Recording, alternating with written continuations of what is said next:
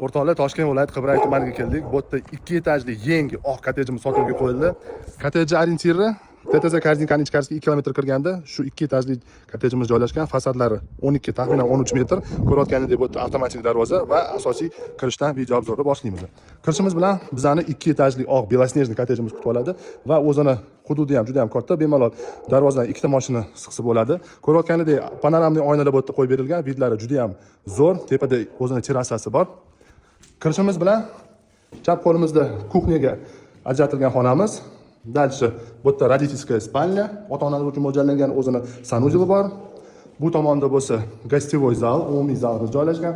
Ko'rayotganingizda katta panoramli oynalar qo'yib berilgan.